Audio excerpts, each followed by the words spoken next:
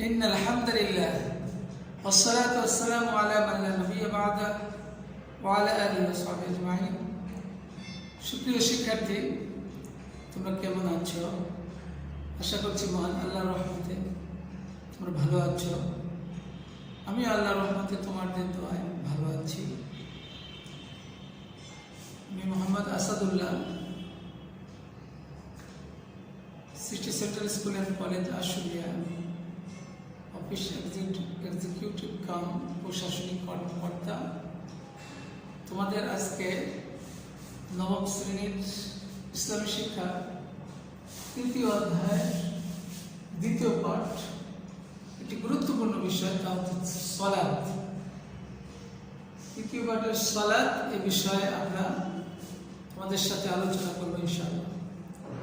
শুরুতেই আমরা তিনটি বিষয় সংক্ষেপে আলোচনা করছি। আমাদের থিম ডায়লগ, তোমরা জানো যে আমরা প্রতি মাসে একটি করে থিম ডায়লগ তোমাদের সামনে থ্রু করা হয়। এর মধ্যে অনেক শিক্ষণীয় বিষয় থাকে। এ মাসের থিম ডায়লগ কি তোমরা জানো?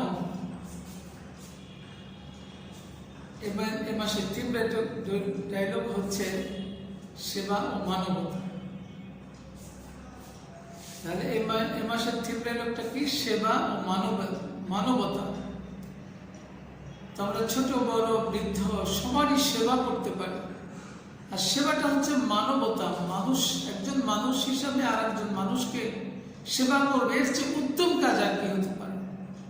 একজন মানুষ পশু পাখি জীব জন্তু তার আশেপাশের জড় পদার্থ সহ সকল কিছু তার সেবা করবে, নিয়ন্ত্রণ করবে, সেগুলাকে যত্ন করবে। এটাই একজন মানুষ হিসেবে তার দায়িত্ব। তো তোমাদের আশেপাশে অনেক মানুষ রয়েছে, তাদের সেবা করতেই হবে। এছাড়া পশু পাখি জীব জন্তু আমাদের জিনিসপত্র এগুলি আমাদের সংরক্ষণ করতে হবে। এভাবে আমরা মানুষের সেবা করব। মানব সেবা এটা একটি অনেক বড় কাজ, কারণ পৃথিবীতে আল্লাহ সবচেয়ে বেশি ভালোবাসেন মানুষকে, আর ওই মানুষের সেবা যারা করে আল্লাহ তাদেরকে সবচেয়ে বেশি ভালোবাসেন। বাবা মা থেকে শুরু করে চাকর এবং সার্বিক মানুষকে আমাদের ভালোবাসতে হবে। আমি যে রিক্সা যাচ্ছি, রিক্সাওয়ালাকে ভালোবাসতে হবে। আমার বাড়ির কর্মচারী, তাকে ভালোবাসতে হবে। একজন পথচারী, তাকে ভালোবাসতে হবে। এভাবে সকল মানুষকে ভালোবাসতে হবে, কারণ আমাদের স্রষ্টা আল্লাহ রাব্বুল আলামিন সকল সৃষ্টির শ্রেষ্ঠ মানুষকে করেছেন এবং মানুষকে ভালোবেসেছেন। আমরাও সর্বশ্রেষ্ঠ সৃষ্টি হিসাবে মানুষকে ভালোবাসবো। তো আমরা জানলাম এ মাসের থিম ডায়লগ হচ্ছে সেবা ও মানবতা। সেবার মাধ্যমে আমরা মানবতার কাজ করব, মানবিক হব, আমাদের নৈতিক জীবন সুন্দর হবে। আমাদের থিম ডায়লগ বিষয়ে আলোচনা শেষ করলাম। এবার আসি সকল অবস্থায় কাজ করা। তোমাদের কাজ কি? তোমাদের শরীর ঠিক রাখা, খাওয়া দাওয়া করা আর পড়াশোনা করা, আর সময় পাইলে খেলাধুলা ছিল। তো এরকম লকডাউন দ্বিতীয়বার আমরা এবছরের একটি বছর আমরা অনলাইন ক্লাসের মাধ্যমে তোমাদেরকে পড়ার গতিশীলতা রেখেছি। খোলার অবস্থা হওয়ার পরে আবার লকডাউন চলছে, এর প্রেক্ষিতেও তোমাদের শিক্ষা জীবনকে আমরা গতিশীল রাখার জন্য অনলাইন ক্লাস অব্যাহত রেখেছি। এই 12-13টি মাস তোমাদের অনলাইন ক্লাসের মাধ্যমে আমরা তোমাদের সাথে যুক্ত রয়েছি, তোমরা আমাদের সাথে যুক্ত রয়েছ। এভাবে আমরা আমাদের শিক্ষা সেবাকে সারা আমাদের দেশে আমরা দিচ্ছি। এটা আল্লাহ রাব্বুল আলামিনের ইচ্ছায় আমরা দিতে পারছি। তোমরাও এই অনলাইন সেবা থেকে তোমরা সেবা নেবে। বাসায় অলসতা করে, অজুহাত করে তোমরা শুয়ে বসে এবং সময় নষ্ট করবে না। তোমার তো এটা একটা কাজ, তোমার বাবার কাজ, চাকরি করা, ব্যবসা করা, অন্যান্য কাজ করা। তো তোমারও তো একটা কাজ রয়েছে, সেটা হলো তোমাদের পড়ালেখা করা, খাওয়া দাওয়া, বিশ্রাম, সুস্থ থাকার সাথে সাথে মা বাবার যতটুকু সম্ভব কাজ করে দেওয়া, এটাও তো দায়িত্ব। এই জন্য আমরা দ্বিতীয় যে কোনো অবস্থায় আমরা বসে থাকবো না, কাজ করবো। আর স্টুডেন্ট হিসেবে তোমাদের প্রধান কাজ হচ্ছে পড়ালেখা করা এবং জাতিকে তোমাদের দিক নির্দেশনা দিতে হবে। এই জন্য সুন্দরভাবে তোমাদের পড়ালেখা করতে হবে। তৃতীয় যেটা আজকে আলোচনা করছি তা হচ্ছে আল্লাহর উপর ভরসা করা সকল অবস্থায়। আমরা কি জেনেছি বা আমরা কি ধারণা করেছি বলেছিলাম যে 1 বছর 1 মাস 13 মাস এভাবে আল্লাহ আমাদেরকে ক্লাস ছাড়া আমাদের শিক্ষা জীবন গতিশীল রাখতে হবে, এটা কেউ চিন্তা করেন নাই, আল্লাহর ইচ্ছা। ফাআলুল লিমা ইউরিদ। এই জন্য সকল অবস্থায় আমাদের পড়ালেখার গতিটি অব্যাহত রাখতে হবে। তোমার বাবা যেভাবে চলছে, উপার্জন করছে, সকল মানুষই চলছে, তো তোমার যে দায়িত্ব সেটা হলো পড়ালেখা, এই দায়িত্ব পালন করতে হবে। এক্ষেত্রে আল্লাহর উপর আমাদের ভরসা রাখতে হবে যে আল্লাহ আমাদের যে অবস্থায় রাখুক, আমাদের কাজ করে যেতে হবে, আমাদের কাজ সুন্দরভাবে সমাধান করতে হবে। একথা যেন সদা সর্বদা আমাদের মনে থাকে, মনে রাখতে হবে। তো আমাদের আজকে 3টি বিষয়, থিমটা এলো, মূল কথা কি, যে সেবা ও মানবতা। 2 নাম্বার আমরা কি আলোচনা করলাম, যে সকল অবস্থায় আমাদের দায়িত্ব পালন করা, কাজ করা। আর তৃতীয়ত আমরা কি করলাম, যে আল্লাহর উপর ভরসা করতে হবে, আল্লাহর উপর সদা সর্বদা আমাদের ভরসা করতে হবে। এটাই হলো আমাদের 3 নাম্বার আজকের বিষয়। তো সুপ্রিয় শিক্ষার্থী, আমরা আজকে মূল আলোচনা চলে যাচ্ছি সালাত। তোমরা জানো এটা একটি গুরুত্বপূর্ণ বিষয়। আমরা সালাত বিষয়ে এখন আলোচনা করব পর্যায়ক্রমে। সালাতটা হচ্ছে যে এ সম্পর্কে হাদিসে এসেছে যে সালাতের মাধ্যমে মানুষকে বোঝা যাবে যে একজন মুসলমান বা অমুসলমান। মান তারাকা সালাতা মুতাআম্মিদান ফাকাদ কাফারা। নবী সাল্লাল্লাহু আলাইহি সাল্লাম বলেছেন যে সালাত আদায় করলো সে মুমিন, মুসলিম, মুখলেস। আর যে সালাত আদায় করলো সে কুফরি করলো, সে মুসলমান থাকলো না। এভাবে নবী সাল্লাল্লাহু আলাইহি সাল্লাম পার্থক্য করে দিয়েছেন। এজন্য সালাত আদায় করতেই হবে, সালাত আদায় করতেই হবে, এটা ফরজ, এটা আমাদের উপর ফরজ হয়েছে। এই বিষয়ে আমরা পর্যায়ক্রমে আলোচনা করছি। শুরুতে আসি, সালাত অর্থ কি? সালাত অর্থ প্রার্থনা, দোয়া। আল্লাহর কাছে আমরা দোয়া করব, প্রার্থনা করব সালাতের মাধ্যমে। এরকম শুরু করে মানে সূরা পড়া, সূরা ফাতিহার মাধ্যমে, তারপরে তাসবিহ, তাহলিল, একবারে সালাম ফিরানো পর্যন্ত সকল কিছু যেন আল্লাহর কাছে আমরা দোয়া করছি। আমরা সালাতের শুরু থেকে শেষ পর্যন্ত এই কথাগুলি যদি বুঝে পড়ি, তাহলে এটাই তো সর্বোত্তম দোয়া। ইয়াকা না'বুদু ওয়া ইয়াকা নাস্তাঈন। হে আল্লাহ, শুধুমাত্র তোমারই ইবাদত করি এবং তোমার কাছে সাহায্য চাই। ইহদিনাস সিরাতাল মুস্তাকিম, আমাদেরকে সরল সঠিক পথ দেখাও।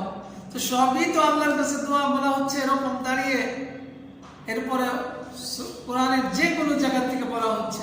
আমরা যদি পড়ি যে কুতিবা আলাইকুমুস সিয়াম কামা কুতিবা আলাল লাযিনা মিন ক্বাবলিকুম লাআল্লাকুম তাত্তাকুন, তোমাদের জন্য সওম ফরজ করা হলো যেরকম ফরজ করা হয়েছিল তোমাদের পূর্ববর্তী উম্মতগণের উপরে, যেন তোমরা তাকওয়া অর্জন করো।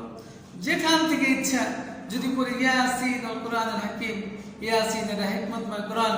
এভাবে যদি বলি আলিফ লাম মিম যালিকাল কিতাবু লা রাইবা ফি, আলিফ লাম মিম এর অর্থ আল্লাহই ভালো জানেন। যালিকাল কিতাবু লা রাইবা ফি, এই সেই কিতাব যার মধ্যে কোনো সন্দেহ নাই। হুদাল লিল মুত্তাকিন, এটা মুত্তাকিদের জন্য পথ প্রদর্শক, এটা মুত্তাকিদের জন্য পথ প্রদর্শক।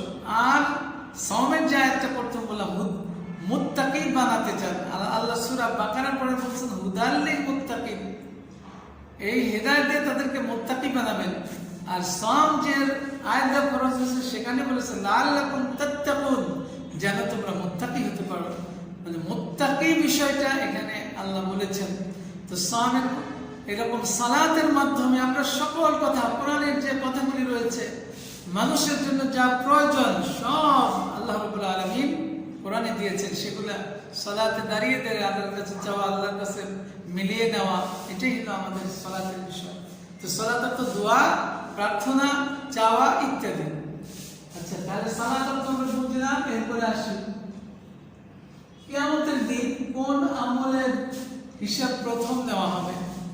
কিয়ামতের দিন কোন আমলের হিসাব প্রথম দেওয়া হবে?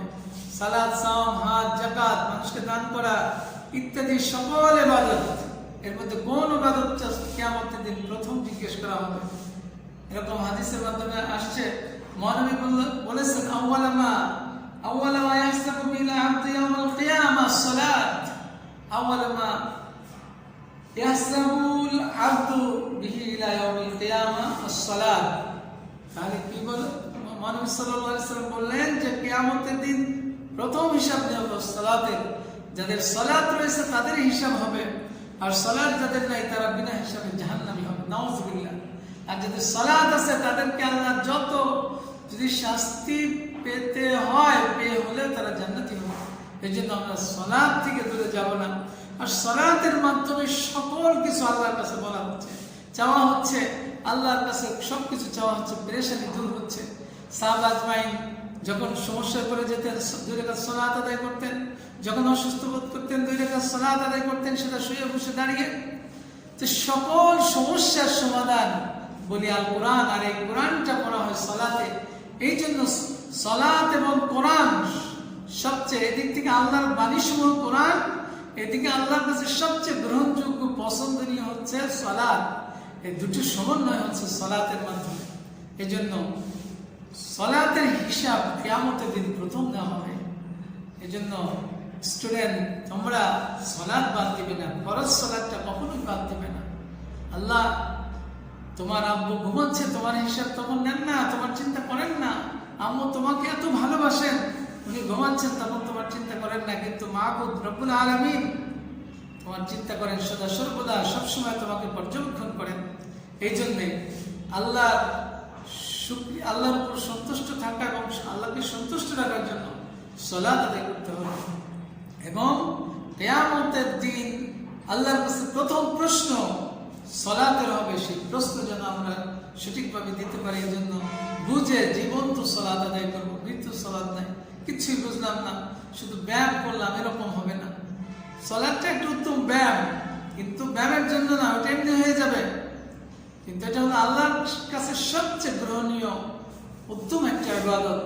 এটা আমরা করব এবং কিয়ামতের দিন প্রথম সালাতের হিসাব দেওয়া হবে। এরপরে প্রশ্ন যখন আসি, আমরা ইসলামের 5টি স্তম্ভের উপর প্রতিষ্ঠিত। আমরা একটি হাদিসের মাধ্যমে জানি, বুনিয়াল ইসলাম আলা খামসিন, শাহাদাতু লা ইলাহা ইল্লাল্লাহ ওয়া আন্না মুহাম্মাদুর রাসূলুল্লাহ, ওয়া ইকামুস সালাত, ওয়া ইতাইজ যাকাত, আল হজ্জ, আস-সাওম ওয়া রমজান। এই 5টি বিষয় ঈমানের উপর প্রতিষ্ঠিত। আমরা যদি এরকম একটি স্তম্ভ, একটি স্তম্ভ, একটি স্তম্ভ, একটি স্তম্ভ, আচ্ছা এই 4টি স্তম্ভ, এখন এইটা এইটা যদি মাঝখানেরটা না থাকে তাহলে কি হবে? এটা পড়ে যাবে। মাঝখানের স্তম্ভটা হলো ঈমান, নামাজ, রোজা, হজ, যাকাত। এর মাধ্যমে আমরা ঈমানকে তাজা রাখতে হলে, ঈমান যা আছে আমার, এটা বোঝানোর জন্য সালাত, সাওম, হজ এইগুলি আমার রাখতে হবে। এগুলি ছাড়া ঈমান ওর উপর থাকবেই না। ঈমানটা তো মাঝখানে, উপরে, নিচের 4টি নেই, কিন্তু উপরেরটা কিভাবে থাকে? তখন থাকে না, যতই আমরা বলি, বাস্তবতায় দেখাই। এই জন্য আমাদের কি করতে হবে? আমাদের ঈমানের উপর প্রতিষ্ঠিত থাকার জন্য 4টি বিষয় আমাদের আমল করতে হবে। এভাবে আমরা প্রথমটা কি, যে কালিমা আশহাদু আল্লা ইলাহা ইল্লাল্লাহ ওয়া মুহাম্মাদুর রাসূলুল্লাহ, আল্লাহ এক, মুহাম্মদ সাল্লাল্লাহু আলাইহি ওয়াসাল্লাম আল্লাহর রাসূল, এই সাক্ষ্য আমাদের দিতে হবে। দ্বিতীয় নম্বর, ইকামুস সালাত, সালাত প্রতিষ্ঠিত করতে হবে, আজকে যে আলোচনা। তৃতীয়ত, যাকাত, আমাদের যাকাত দিতে হবে। যাদের সামর্থ্য রয়েছে যাকাত দিবে, যাদের সামর্থ্য নাই তারা যাকাত গ্রহণ করবে। তোমরা স্টুডেন্ট, তোমরা যাকাত তোমরা আব্বু দিচ্ছে কিনা তোমাদের সম্পদ থাকলে, আর যারা অনেক গরিব তারা যেন যাকাত না খেতে হয়, এই জন্য পরিশ্রম করে চেষ্টা করে যাকাত না খাওয়ার চেষ্টা করতে হবে। এরপরে সাওম, সাওম সবার জন্য, এটা আল্লাহ বান্দার সাথে একটা সম্পর্ক যুক্ত হওয়ার জন্য ইবাদত। আর হজ হচ্ছে যারা অনেক ধনী, তাদের ধন নিজের আত্মীয় স্বজন সবাইকে দেওয়ার পরে আল্লাহ ঘরে হজ করছেন কিনা এই পরীক্ষা আল্লাহ তাদেরকে করেন। এই জন্য গরিবদের জন্য 2টি ইবাদত, তা হচ্ছে সালাত আর সাওম। আর ধনীদের জন্য আরো 2টি, একটি হলো যাকাত আর একটা হলো হজ। তো আমরা যেটা চিন্তা করি স্টুডেন্ট, তোমরা একটু খেয়াল করো যে একজন মানুষ যাকাত দিবে না, যাকাত সম্পদশালী হবে না, এরকম যেন না হয়। আমরা একটা বিশ্লেষণ করি, দেখা যাক একজন মানুষ 400 টাকা উপার্জন করলো, এর থেকে 200 টাকা যদি তার রাখে, এটা যদি 30 দিয়ে গুণ করা হয় তাহলে 3 দুগুণে 6,000 টাকা। আচ্ছা, এটা 12 মাসে গুণ করলে 6 12 72,000। একজন মানুষ 1 বছরে 400 টাকা প্রতিদিন ইনকাম করলে 72,000 হয়, জাকাত দেওয়ার মালিক হয়। তাহলে তুমি এখন বুঝো যে একজন মানুষ যে মোমেন ইসলাম পালন করে বছরের পর বছর, সে জাকাতের মালিক হয় না। এটা তুমি কিভাবে বুঝাবা, কিভাবে বুঝবে? যে হয় না সে কিভাবে বোঝে? এটা আমি বুঝি না, তুমি এটা উপলব্ধি করো যে 400 টাকা ইনকাম করলে তার 200 থাকতো। এটা একটা হাদিসও রয়েছে। নবী সাল্লাল্লাহু আলাইহি ওয়াসাল্লাম বলছে যে দুটি তুমি টাকা পাও, তার একটি খাবার খাও আর একটা ফুল কিনে নাও বা রেখে দাও, এটা জমা করো তোমার স্ত্রী সন্তান সবার জন্য। তাহলে এই যে হাদিসের ব্যাখ্যা যে 400 হলে 230 দিয়ে এটা 12 দিয়ে 72,000 হলে তো তার উপর জাকাত ফরজ হয়ে যায়। রূপের যে জাকাত এর মাধ্যমে ফরজ হয়ে যায়।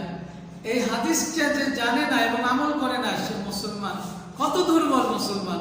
এবং আমি বলবো হতভাগ্য যে 400 টাকা ইনকাম করবে না, 500 ইনকাম। একজন রিক্সা চালালে একজন দিন মজুর 700-500 টাকা ইনকাম করে, কেন 1 বছর পর 72,000 হবে না? 2 বছর পরে 1 লাখ হবে না? এরকম 10 বছর পরে তার 5 লাখ টাকা ইনকাম হবে না? তার ছেলে সন্তান স্ত্রী পুত্র জনে মানুষের কাছে কিভাবে হাত পাতবে? এটা মোমেনদের হতে পারে না। হযরত আলী গরিব ছিল ধরলাম, কিন্তু সে তো ইসলামের জন্য এত সময় দিয়েছে, ইনকাম করার চিন্তা করে না। এটা এক্সেপশনাল, এটাও আল্লাহর কাছে খুশি। তো আমাদের সমাজে যারা এরকম বসে থাকে, কাজ না করে অন্যের কাছে চাবে বা একেবারে জড়ো হয়ে শুরু হয়ে থাকে, তারা মুসলমান কিন্তু তাদেরকে খাঁটি বলা কঠিন, কারণ আর্থিক দিক থেকেও তাদের আগাতে হবে। আচ্ছা, এটা একটা জাকাতের বিষয় ছিল। আমি যাই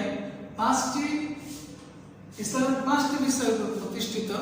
এরপরে হজ, জাকাত, সাওম সবার জন্য, হজ হলো যারা ধনী। এরকম চেষ্টা করলে এই 72,000, এরকম 10 বছর যদি তার ইনকাম হয়, 20 বছর, মানুষ কমপক্ষে 20 থেকে 30 বছর ইনকাম করার একটা সময়।